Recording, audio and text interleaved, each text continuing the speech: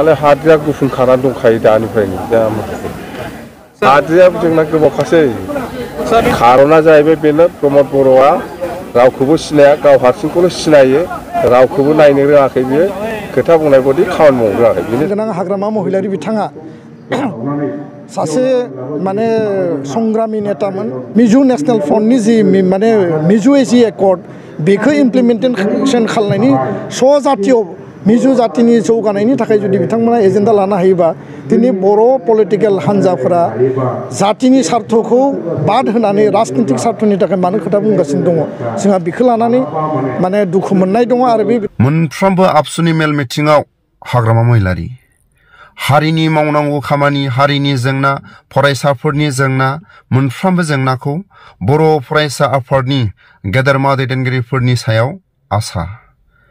दिनैनि समाव मोनफ्रोमबो आबसुनि मेल मिटिङाव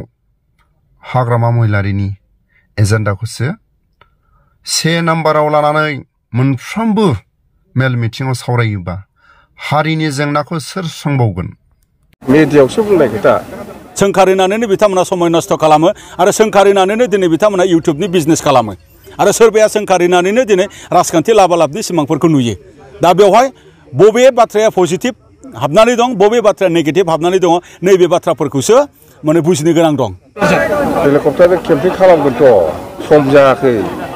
हेलिकप्टारा रायज्लायखाबाय होनदों आङो ड्राइभारफोरजों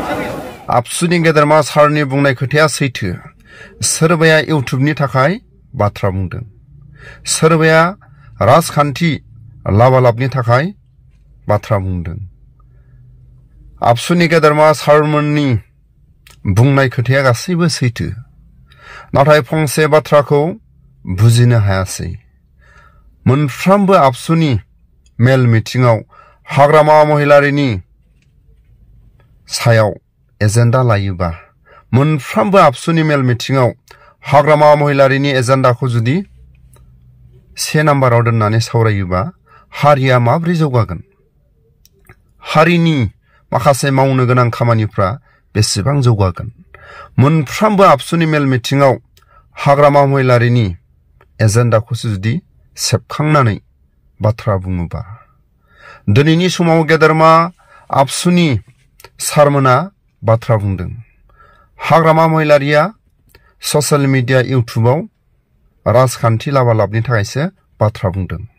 बेबायदि बाथ्राखौ अबे सैथो अबे नंखाय खोनासंलांनानै माखासे बाथ्राखौ फोरमायदों बेनिखायनो आं दिनै खावलायो आबसुनि गेदेरमा दैदेनगिरिफ्रा हाग्रामा महिलारिनि सायाव मोनफ्रोमबो मेल मिटिंखौ जुदि हाग्रामा महिलारिनि सायाव एजेन्डा लायोबा हारिनि मावनो गोनां खामानिफ्रा मोनफ्रोमबो आबसुनि माखासे मेल मिटिंफ्राव फरायसाफोरनि रायजो राजाफोरनि जेंना